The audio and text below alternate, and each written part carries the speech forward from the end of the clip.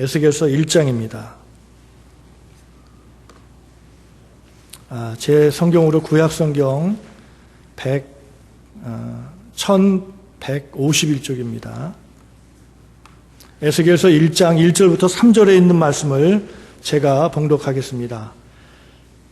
제30년 4월 5일에 내가 그발 강가 사로잡힌 자 중에 있더니 하늘이 열리며 하나님의 이상을 내게 보이시니 여호야긴 왕이 사로잡힌 지 5년 그달 5일이라. 갈대아 땅 그발 강가에서 여호와의 말씀이 부시의 아들 제사장 나에슬에게 특별히 임하고 여호와의 권능이 내 위에 있느니라. 아멘.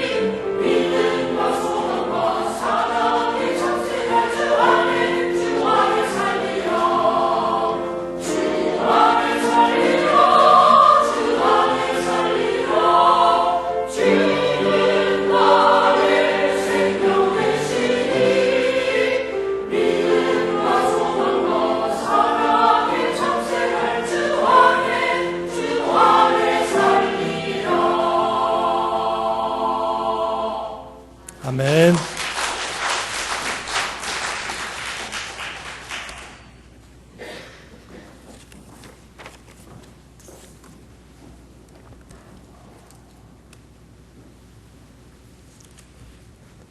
귀한 찬송 감사합니다.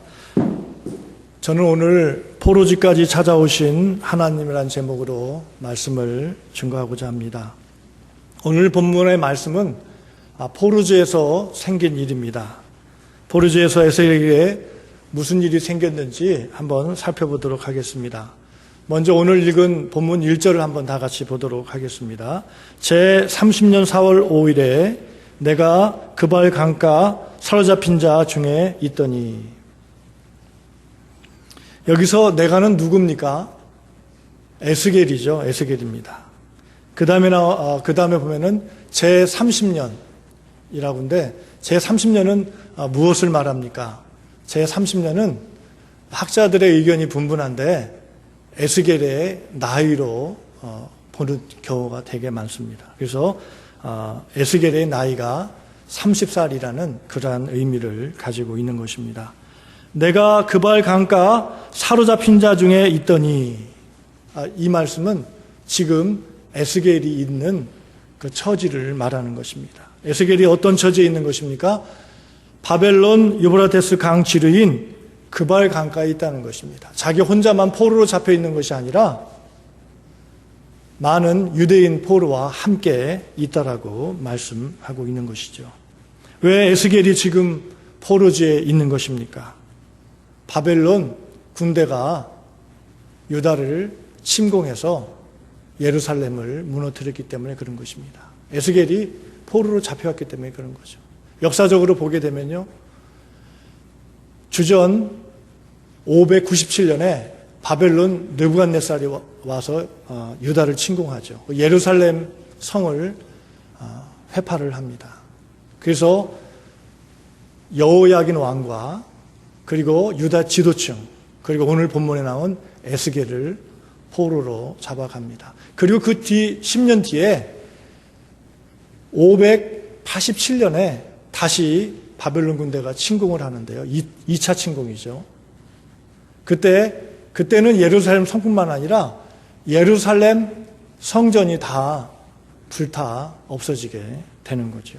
그때도 이제 유다가 완전히 망하고 유다 많은 사람들이 포로로 잡혀가게 되는 것입니다. 그래서 오늘 2절을 보게 되면은 여호야긴 왕이 포로로 잡힌 지 5년이라고 이렇게 말씀하고 있는 거죠.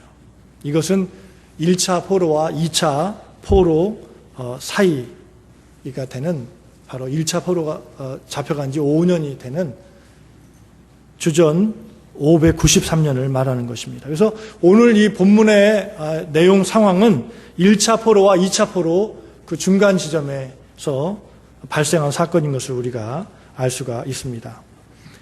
여러분, 포로지에 있는 사람들의 그 표정은 어떨까요? 지금 에스겔이랑 다 포로지에 있는 거잖아요. 그렇죠? 그 사람들의 한번 그 표정이 어떨까? 한번 상상해 보시기를 바랍니다. 여기 나이 드신 분들은 6.25를 경험하셔가지고 포로지가 어떤 건지 아마 잘 아실 것입니다. 제가 아는 집사님도 양평에서 서울 수복대 포로로 잡혔다고 합니다. 그런데 이 농 같은 데 이렇게 이제 포로로 잡혀 있으니까, 야, 도망가자. 같이 있던 친구가 있었대요. 도망가자. 근데 아니야. 잘못하면 죽으니까 나는 안 도망갈래 하고 이 집사님만 용기를 내서 도망갔는데, 어떤 그 약간 산 쪽에 있는 집인데 아주 이쁜 아가씨가 있었다고 합니다. 공산당 딸이었대요. 그래서 잘못하면 죽을 수 있는데 하나님의 은혜로 공산당 딸이 빨리 가라고, 여기서 우리 아버지 오면 죽는다고 하면서 먹을 것을 줘가지고 산 위로 도망가서 살아났다고 하는 이야기를 들은 적이 있습니다. 그런 얘기를 신방가면 많이 들었어요. 아마 여기 나이 드신 분들은 아마 그런 경험들이 많이 있을 것입니다. 저는 포로지는 가보지 못했지만은 제가 아프리카 선교사 했을 때 난민촌은 많이 가봤습니다. 아프리카 선교사를 했을 때 그 소말리아에 있던 나답이라는, 그 케냐와 소말리아 국경에 있는 나답이라는 그 리퓨지 캠프가 있습니다. 그 난민촌이죠. 그 다음에 케냐 북쪽으로 거기 가면은 카쿠마 리퓨지 캠프가 있습니다. 거기 가면은 여러 나라에서 오죠. 남부 수단, 이디오피아, 그 소말리아, 그리고 우간다에서 온 그 난민들이 많이 있습니다. 그 사람들이 왜 오냐면은 전쟁 때문에 옵니다. 그래서 어떤 사람은 팔이 없고요, 어떤 사람은 다리가 없고, 그리고 아이들도 많이 보이는데, 왜냐하면 전쟁으로 부모를 잃었기 때문에 그런 거죠. 근데 그곳에 있는 그 사람들을 보게 되면 전체적으로 어깨가 쭉 처졌고요, 아무 소망이 없어요. 걷는 것도 힘도 하나도 없어요. 그리고 얼굴의 표정은 상당히 어둡습니다. 난민촌이 있는 사람들이 표정이 이러니까 포로지에 있는 사람들의 표정은 어떻게 하겠습니까? 그들의 표정은 더 어둡고 더 열정도 없고 더 소망도 없었을 것입니다. 그러면 에스겔과 포로로 잡혀온 사람들의 마음은 어땠을 것 같아요? 표정은 어두웠다면 마음은 어떨 것 같습니까? 학자들 연구에 의하면 당시 바벨론 포로로 잡혀온 유대인들 안에는 이러한 생각이 있었다고 합니다. 당시 모든 유대인들에게는 어떠한 신학이 있었냐면은 시온 신학 또는 예루살렘 신학이 있었다는 거예요. 그게 뭐냐면은 하나님께서 이 시온을 거룩한 곳을 자기가 택하셔서 자기가 여기를 거하시겠다고 하였다는 거예요. 하나님이 시온의 예루살렘에 거하기 때문에 어떤 적들이 공격해와도 예루살렘은 절대로 멸망하지 않는다는 그러한 믿음을 말하는 것입니다. 그런데 앞에서 살펴본 것처럼 예루살렘이 바벨론에게 두 번 침공당해서 성이 멸망하고 그 다음에 성전이 회파하는, 무너지는, 완전히 불타 없어지는, 초토화되는 그러한 경험을 했지 않습니까? 그런 경험을 통해서 그들 안에 있던 시온의 신학, 예루살렘 신앙도 초토화가 되어버리고 만 거죠. 요즘 말로 하면은 멘붕이 온 겁니다. 완전히 멘탈에 붕괴가 온 거지요. 그리고 그들한테는 또 무슨 신학이 있었냐면 다윗 왕조 신학입니다. 다윗 왕조는 영원할 거라는 그러한 신학이 있었는데, 근데 오늘 2절에 본 것처럼 여호야긴 왕이 잡혀갔잖아요. 그리고 그 뒤에 다윗 왕조가 멸망을 당하게 되는 거죠. 다윗 왕조도 그들이 믿었던 것처럼 되지 않고 끊어져 버리게 된 것입니다. 그래서 에스겔과 포로로 잡혀온 유대인들은 낯설고 물서른 이방 포로지에서 그들의 나라를 잃고 꿈을 잃고 신앙마저 무너지고만 절망적인 상황에 있는 것을 우리가 볼 수가 있는 것입니다. 그리고 무엇보다도 포로민들의 그 절망감에 빠진 것은 자기들이 믿는 야훼 하나님이 바벨론 신인 마르둑과 비교했을 때 무기력한 하나님이어서 바벨론에게 예루살렘 성과 성전을 빼앗긴 거 아닌가 하는 생각이 들었다는 것입니다. 그리고 이 비참한 포로 생활을 5년 동안 하고 있는데 하나님은 여전히 침묵만 하시고 그들에게 나타나서 그들을 구원하지 않았던 거죠. 그래서 아무런 응답도 없는 그 하나님에 대해서 그들의 마음 가운데 하나님을 향한 신뢰감이 흔들리기 시작했던 것입니다. 하나님으로부터 버림을 받아서 우리가 구원받지 못한다고 생각했던 거죠. 신앙에 대한, 하나님에 대한 회의와 의심으로 그들 마음속에 가득 차 있었던 것입니다. 포로민들이 그랬다면요, 에스겔의 마음 가운데도 고민이 하나 있었습니다. 에스겔의 마음에 포로지에서는 예배할 수 없더라고 생각했던 거죠. 하나님께 가까이 나가서 더 이상은 제사장의 일을 할 수 없다라고 생각을 했던 것입니다. 왜 그렇습니까? 하나님은 거룩한 성산인 예루살렘만 계신다라고 믿었기 때문에 그런 것입니다. 더럽고 부정한 이방 땅에는 하나님이 계시지 않는다고 그가 생각했기 때문에 그렇죠. 그래서 이방 땅에서 하나님께 나갈 수 없고 거룩한 예배를 드릴 수 없고 자신은 더 이상 제사장의 일을 할 수 없다라고 생각했던 것입니다. 에스겔은 예루살렘 성전 제사장인 사독 계열의 그 가문 출신의 제사장입니다. 민수기 4장 3절을 보게 되면은 제사장의 사역은 30살부터 시작합니다. 그래서 50살까지 이제 하게 되는데요. 만약 예루살렘 성이 무너지지 않고 자기가 포로로만 잡혀오지 않았다면은 에스겔은 자기 부모님처럼 예루살렘 성전에서 제사장 사역하는 그 꿈에 부풀러 있었겠죠. 그런데 그 꿈도 포로로 잡혀오면서 한숨에 다 자기 꿈도 잊어 버리게 되는 거죠. 무너지게 되는 것입니다. 실업자가 되고 하나님을 더 이상 예배하고 싶어도 예배할 수 없는 사람이 된 것입니다. 에스겔 아무런 꿈도 소망이 없는 사람이 된 거죠. 그러나 하나님께서는 포로지에 있는 에스겔의 고민을 한 방에 해결해 주십니다. 어떻게 해결합니까? 1장 1절을 다시 한번 보시기를 바랍니다. 하늘이 열리면서 에스겔이 하나님의 환상을 보면서 하나님을 만나서 해결됩니다. 그가 본 환상의 내용이 1장 4절부터 28절에 쭉 나와 있습니다. 여러분들이 그 내용을 봐도 이게 무슨 말인가 머리만 아파집니다. 그래서 유대인에서는 나이 30살이 되기 전에는 에스겔서 1장을 읽지 말라는 그러한 말이 있습니다. 왜냐하면 너무나 난해이기 때문에 해석을 엉뚱하게 하기 때문에 그렇죠. 자, 그러면은 그 환상을 세 부분으로 보게 되면요. 첫 번째는 1장 4절부터 14절입니다. 하나님의 임하심이 불 가운데 나타나는데요. 1장 4절을 보게 되면은 내가 보니 북쪽으로부터 폭풍과 큰 구름이 오는데 그 속에서 불이 번쩍번쩍 빛이 그 사방에 비치며 그 불 가운데 단새 같은 것이 나타나 보이고 불에 달군 빨간 새 같은 게 멀리서 보니까 나타난다고 번쩍번쩍해서 나타난다는 것입니다.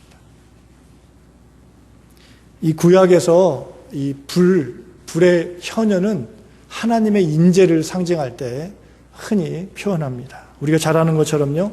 출애굽기 3장 2절에서 모세에게 하나님이 나타날 때 떨기나무 불꽃 가운데 나타났다고 그러죠. 그때 불이 하나님의 임재를 상징하는 겁니다. 그리고 출애굽기 19장 18절을 보게 되면은 여호와께서 불 가운데 거기 시내산이죠. 강림하심이라.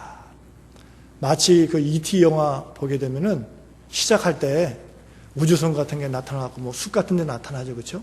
그러면서 나타나면서 우주선에 불이 반짝반짝합니다.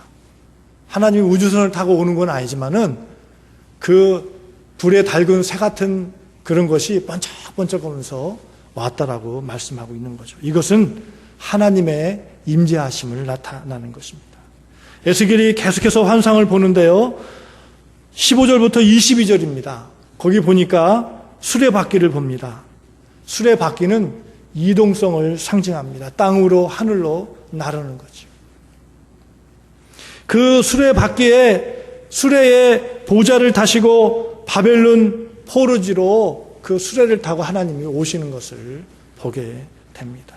계속해서 그 환상을 보는데요. 세 번째 부분이 22절부터 28절입니다. 궁창 위 하늘 보좌에 앉으신 하나님의 영광의 형상의 모양을 보았다라고 말합니다. 이 말은 하나님을 보았다는 거죠. 그래서 1장 4절부터 28절의 환상은 한마디로 천상 보좌에 앉아 계신 하나님께서 에스겔을 찾아와서 만났다는 말씀인 것입니다. 하나님은 더럽고 부정한 땅인 바벨론 포르지에 있는 에스겔에게 찾아와서 임재했던 것입니다. 바로 천상의 하나님이 포르지로 찾아오시면서 앞에서 말씀드렸던 포르지에 있던 유대인들의 고민과 에스겔의 고민을 해결해 주셨던 것입니다. 먼저 에스겔이 고민했던 것이 해결되었는데요. 그는 하나님을 예배하는 것이 하나님이 거하는 예루살렘 성전에서만 할 수 있다라고 생각했습니다. 그렇지만은 더럽고 부정한 이방 땅 포르지에서 예배할 수 있다라고 그가 생각이 바뀌게 되었던 것입니다. 왜 그렇습니까? 포르지에도 거룩하신 하나님이 찾아왔기 때문에 그런 것입니다. 하나님이 그곳에 임하셨기 때문에 그런 것입니다. 이제 그는 포르지에서도 마음껏 예배할 수 있는 사람이 되었던 것입니다. 사랑하는 여러분, 하나님이 계시는 곳이 거룩한 곳입니다. 하나님은 모든 곳에 거하십니다. 교회에도 계시고요, 가정에도 계시고요, 일터에도 계신 것입니다. 그래서 우리는 예배를 교회에서만 드리는 것이 아니라 일하면서도 드릴 수 있고요, 그리고 가정에서도 드릴 수가 있는 것입니다. 그래서 우리가 해야 될 일은 우리가 누가 볼 때만 일하는 척해서는 안 되고요, 보지 않을 때에도 일을 죽게 하듯 열심히 해야 되는 것입니다. 누가 볼 때만 정직하게 사는 것이 아니라 보지 않을 때도 우리는 정직하게 살아야 되는 것입니다. 하나님은 예루살렘 성전에만 계신 것이 아니라 포르지에도 계셨던 것입니다. 하나님은 불과 수레를 타시고 먼 포르지에 있는 에스겔과 호르민을 찾아오신 것입니다. 성전 제사장이 되고자 했던 꿈이 산산이 부서진 에스겔에게 찾아와서 하나님은 이 장에서 에스겔을 선지자로 부르시게 되는 것입니다. 그래서 에스겔은 하나님의 심판과 회복을 그들 가운데 전하는 위대한 선지자가 되는 것입니다. 소망이 없던 그 마른 골짜기와 같은 그 사람들에게 소망을 주는 희망의 선지자가 되는 거죠. 나의 꿈이 산산이 부서지고 나의 직업을 잃고 실직했다 해도 여러분 절망하시지 마시기를 바랍니다. 그러한 사람에게 주님은 새로운 계획을 가지고 있는 줄 믿으시기를 바랍니다. 내 꿈이 아니라 하나님의 꿈을, 계획을 발견하는 여러분이 되시기를 축원합니다. 또 바벨론에 있는 유다 포로들은 하나님께 버림받았다고 생각을 했는데요. 그거는 아니었습니다. 하나님은 하늘 보좌에서 그들이 있는 바벨론으로 찾아오셔서 여전히 그들과 함께 계셨기 때문입니다. 예루살렘이 함락해서 유다 백성들이 볼 때 바벨론 신 마르도에게 하나님이 패한 것처럼 보이고 이방신 말둑보다 무능하게 보였다고 그들이 생각했지만은 그렇지 않다는 것입니다. 하나님은 여전히 살아계셔서 하나님 보좌에 계시고 우주를 다스리는 하나님이셨던 것입니다. 바벨론을 다스리는 하나님이셨다는 거죠. 전능한 하나님이라는 것입니다. 사랑하는 여러분, 오늘 우리 중에 유다 포로처럼 예수 믿으면 성공하고 잘 될 줄 아는데 여러분 가운데 실패한 사람들이 있습니까? 아무리 기도해도 응답이 없어서 나는 하나님께 버림받았다라고 생각하시는 분들이 있습니까? 예수 믿어도 아무 소용없네. 하나님이 있긴 어디에 있어? 있다고 해도 나에게는 아무것도 할 수 없는 무능한 하나님이라고 말하면서 회의하는 분들이 있습니까? 오늘 하나님은 무능한 하나님이 아닙니다. 전능하시고 우주를 창조하시고 주관하시는 분인 것입니다. 여러분의 머리털까지 세심받은 섬세한 하나님이신 것입니다. 우리 하나님은 우리를 버리시는 분이 아니십니다. 가까이 찾아오시는 하나님인 줄 믿으시기를 바랍니다. 하나님은 상한 갈대도 꺾지 않고 꺼져가는 등불도 끄지 않는 하나님이신 것입니다. 소외되고 상한 인생을 지극히 소중히 여기시는 하나님이십니다. 여호와 하나님은 모든 넘어진 자를 일으키시는 하나님이시라고 시편 145편 14절에서 말씀하고 있습니다. 아브라함이 이제 아기를 낳지 못하자 하갈에게 애굽에 데려온 몸종이죠. 사라가 아브라함을 이제 하갈하고 동침하도록 허락해 줍니다. 그러자 하갈이 임신을 하죠. 임신하니까 그 주인 사레를 멸시했다고 그럽니다. 사라가 가만히 있지 않고 하갈을 학대합니다. 너무 학대하니까 임신한 상태로 광야로 도망가지요. 하찮은 노예예요. 그 임신한 상태고요. 그런데 거기에 하나님은 찾아오시죠. 여호와 사자로 하갈을 찾아옵니다. 그러면서 이렇게 말씀합니다. 사레의 여종 하갈아, 네가 어디서 와서 어디로 가느냐? 네가 어디로 와서 어디로 가느냐? 하나님이 그에게 묻습니다. 그러면서 하나님은 그에게 말씀하시죠. 내가 내 자손으로 크게 번성하여 그 수가 많게 할 것이라. 그를 위로해 주시면서 그 수가 많겠다고 소망을 주시면서 그리고 그를 그곳에서 구원해 주었던 것을 보게 됩니다.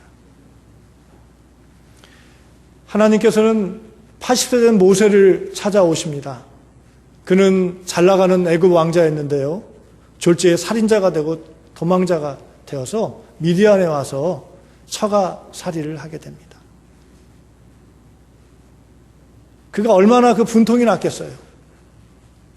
그가 자기 동족들을 괴롭히는 걸 보니까 너무 화가 나가지고 애굽 사람을 한 대 친 건데 많이 때린 것도 아니에요. 그리고 죽이려고 때린 것도 아니에요. 어쩌다 한 대 때렸는데 죽어버린 거예요. 그것 때문에 그의 인생이 완전히 망해가지고 지금 이 미디안 광야에서 외롭게 양하고 살고 있지 않습니까? 양치며 살고 있지 않습니까? 그 사람을 하나님이 찾아오신 것입니다. 얼마나 승질을 났겠어요. 아마 그 열분이 이게 가라앉지 않았을 거예요. 아마 그 일하면서 옆에 있는 돌멩이 차면서 야, 그 자식이 왜 죽어가지고 말이야. 내가 죽이려고 한 것도 아닌데 재수 정말 없네 하면서 돌멩이 차고 옆에 있는 나무 차고 하면서 아마 그렇게 아마 한동안은 분을 삭히지 못했을 것입니다. 그러다가 이제는 80살이 돼서 화낼 만한 기운도 별로 없어요. 의욕도 다 떨어졌습니다. 외로움은 극도에 달해 있는 그를 하나님께서 찾아오십니다. 그리고 그에게 사명을 주시지 않습니까? 신문을 보니까 아까 식사원 신문을 보니까 40년 만에 박사학위를 받은 분이 나왔다고 하더라고요. 휴학을 했는데 원래는 이제 박사학위를 받고 공부를 이렇게 해서 교수가 되려고 했는데 어떻게 하다 보니까 목회를 하게 돼가지고 교회를 이제 많이 개척을 해가지고 한 2, 3년 동안 또 이제 공부를 해가지고 박사학위를 받았다고 합니다. 여러분, 모세처럼 아무런 소망이 없으신 분들이 있습니까? 다시 한번 소망 가지시기 바랍니다. 뭐 할 거 없네 하지 마시고요. 나이 드셨어도 소망을 가지시기 바랍니다. 하나님이 찾아와서 여러분을 만나주시면은 여러분도 소망을 가실 줄 믿습니다. 에스겔서 37장을 보게 되면은 하나님은 마른 뼈 가득하여 소망이 없는 죽음의 골짜기에도 찾아오십니다. 그래서 마른 뼈들을 살려서 하나님의 군대로 만들어서 사용하시지 않습니까? 영적인 이스라엘을 말하는 겁니다. 이 군대는 영적인 이스라엘을 말하는 거예요. 황폐하고 죽어진 마른 뼈 같은 저희들 가운데도 하나님의 영이 임하게 되면은, 하나님이 찾아오게 되면은 우리도 살아날 줄 믿습니다. 하나님의 군대가 될 줄 믿습니다. 하나님이 찾아오시면은 살 수가 있는 것입니다. 하나님이 찾아오시면은 우리도 소망을 가질 수가 있는 것입니다. 하나님의 전능하심을 경험할 수가 있는 것입니다. 피해 다니지 말기를 바랍니다. 시편 139편 7절부터 10절을 보게 되면은 하나님은 어디에 계시다고 말씀하시죠. 하늘 끝에 가도 하나님이 계시고요. 저 무덤 음부에 가도 하나님이 계시고요. 바다 끝에 가도 하나님이 계시다는 거예요. 우리가 아무리 도망해도 회피해도 거기에도 하나님이 계시다는 겁니다. 하나님 더 이상 회피하지 마시기 바랍니다. 도망치지 마시기 바랍니다. 하나님 앞에 우리의 잘못한 거 있다면 고백하시기 바랍니다. 정직하게 말씀하시기 바랍니다. 하나님이 계신 것은 우리로 하여금 정직하고 우리에게 도움을 주기 위해서 함께 계신 것입니다. 우리를 책망하고요, 우리에게 꾸짖는 하나님이 함께 계신 것이 아닙니다. 사랑하는 여러분, 여러분 지금 하나님이 이곳에 여러분과 함께 계심을 믿습니까? 그 하나님께 간구하시고 도움을 구하시기를 바랍니다. 그때 하나님으로부터 우리가 다시 한번 소망을 가질 수가 있는 것입니다. 사랑하는 여러분, 오늘 에스겔처럼 하늘이 열리고 불과 수레 모양으로 오시는 하나님의 인재를 여러분도 경험하고 싶습니까? 모든 묶인 것에서 자유해지고 싶습니까? 그게 어떻게 가능합니까? 가능합니다. 여러분은 에스겔보다 더 가까이에서 하나님을 경험할 수가 있는 것입니다. 첫 번째, 하나님을 갈망해야 되는 것입니다. 에스겔은 거룩한 예루살렘에서만 예배할 수 있다고 생각했고요. 더러운 이방 땅에서는 포르지에서는 예배할 수 없다고 생각했습니다. 그는 어떻게든지 예배를 하고 싶어서 고민을 했던 것입니다. 하나님을 만나고 싶었던 갈망이 있었던 거죠. 갈망했던 그에게 하나님은 하늘 문을 열어주십니다. 그리고 보여주십니다. 포로즈와 같은 인생에서, 내가 사는 가정에서, 내가 다니는 직장에서 어떻게 하나님을 예배할 수 있습니까? 하나님을 만날 수 있습니까? 하나님을 갈망할 때 여러분이 계신 곳에도 하나님이 찾아오셔서 만나 주시는 줄 믿으시기를 바랍니다. 두 번째, 성령이 임해야 되는 것입니다. 누구든지 성령이 임하면은 예수님을 믿고 주님이라고 고백할 수 있는 것입니다. 고린도전서 12장 3절에서 이렇게 말씀합니다. 성령이 아니고는 누구든지 예수를 주시라고 할 수 없느니라. 성령이 아니고는 누구든지 예수를 주시라 할 수 없느니라. 성령이 임하면은 우리가 예수님을 주님이라고 고백할 수 있다는 것입니다. 성령이 임하면은 또한 모든 것부터 자유하게 되는 것입니다. 고린도후서 3장 17, 18절에 이렇게 말씀합니다. 주는 영이시니 주의 영이 계신 곳에는 자유함이 있느니라. 우리가 다 수건을 벗은 얼굴로 거울을 보는 것 같이 주의 영광을 보매 저와 같은 형상으로 화하여 영광으로 영광에 이르니 곧 주의 영으로 말미암으리라. 하나님의 영이 임하면은 수건을 벗고 얼굴에 가린 거죠, 이렇게요. 수건을 벗고 거울을 보는 것처럼 주의 영광을 본다는 것입니다. 주님을 만날 수 있다는 거죠. 주의 영이 임하면은 자유하게 되고, 그리고 그 형상으로 화하게 돼서 영광에서 영광으로 이르게 된다고 말씀하고 있습니다.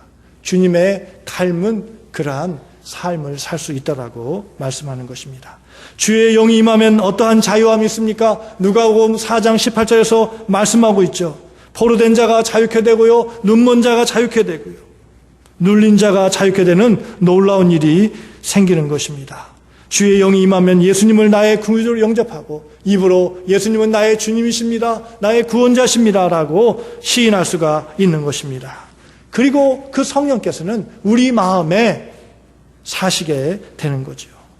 에스겔 앞에서 계셨던 하나님이 예수님을 나의 구주로 고백하는 사람에게는 그 사람 마음속에 하나님이 살아 계시는 것입니다.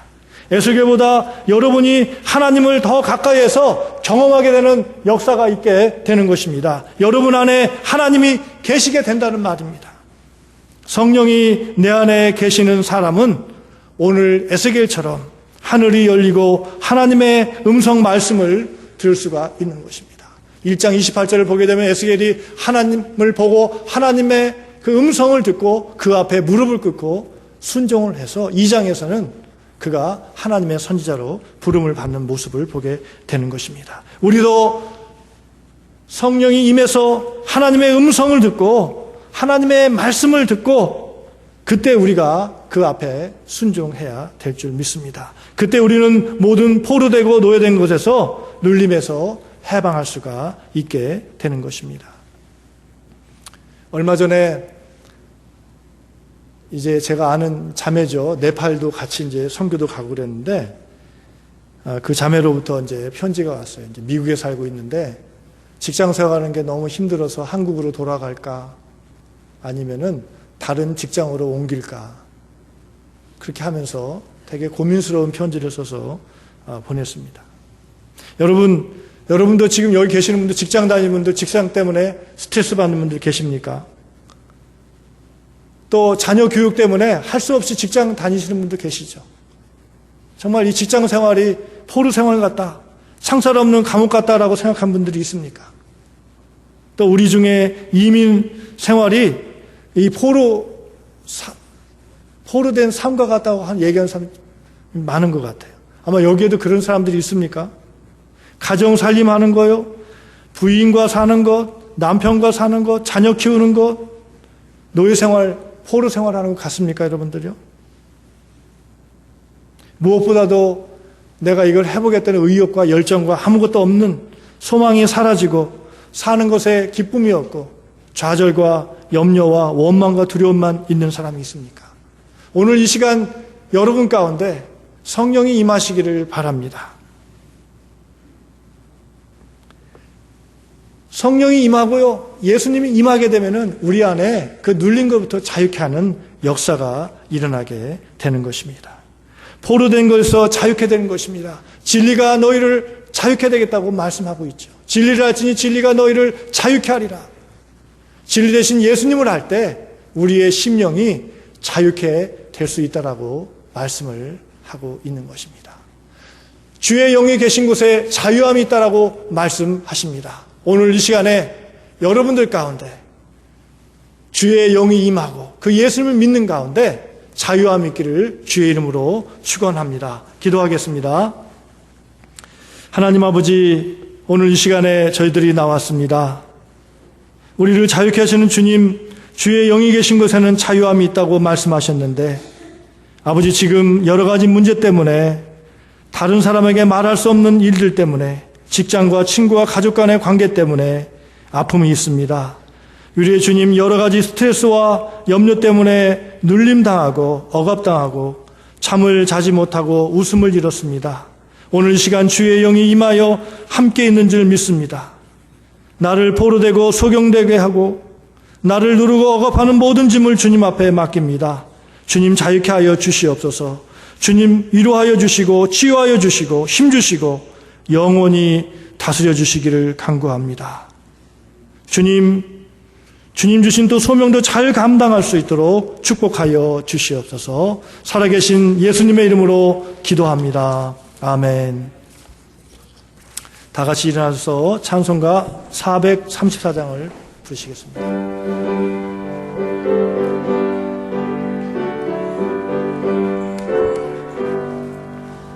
나의 길 다가도록 예수 인도하시니 내 주 안에 있는 긍휼 어찌 의심하리요. 믿음으로 사는 자는 하늘 위로 받겠네. 무슨 일을 만나든지 만사 형통하리라. 무슨 일을 만나든지 만사 형통하리라. 갈 길 다가도록 예수 인도하시니 어려운 일 당할 때도 족한 은혜 주시네. 나는 심히 고단하고 영혼 매우 가라나 나의 앞에 반석에서 샘을 나게 하셨네. 나의 앞에 반석에서 샘을 나게 하시네.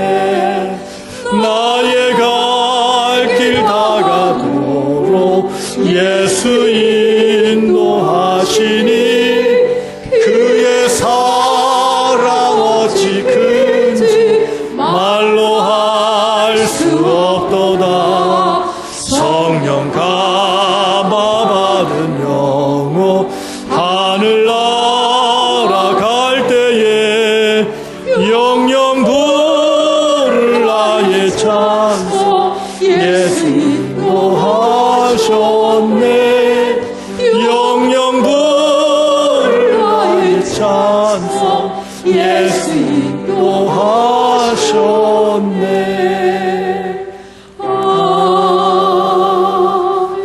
아멘. 하나님 아버지, 예배를 마치고 아버지 또 우리의 인생길을 또 갑니다. 각자의 길을 갑니다. 예수님 인도하여 주시고 축복하여 주시옵소서.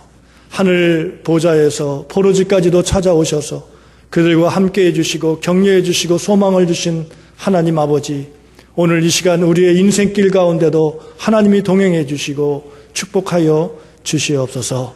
그래서 하나님, 우리 혼자만 사는 것이 아니라 이 사회에 죽어가는 약자들 가운데도 주님의 사랑을 실천하는 성도들이 되게 해주시고, 아버지 예수님께서 자기 몸을 조건 없이 주신 것처럼 우리도 그 사랑을 실천하는 사랑의 성도들, 예언케 성도들 될 수 있도록 한 분 한 분을 축복하여 주시옵소서. 아버지, 그래서 우리가 생명 다할 때에 예수님께서 나의 삶을 인도하셨다라고 고백하는 귀한 성도들 되게 축복하여 주시옵소서. 이제는 우리 구주 예수 그리스도의 크신 은혜와 하나님 아버지의 무한하신 사랑과 성령님의 교제, 인도, 위로하심이 충만케 하심이 오늘 이 시간 예배를 드리고 돌아가는 사랑하는 성도들과 가정과 사업장 외에 중국 선교지 외에 지금부터 영원토록 함께 하시기를 간절히 축원하옵나이다. 아멘.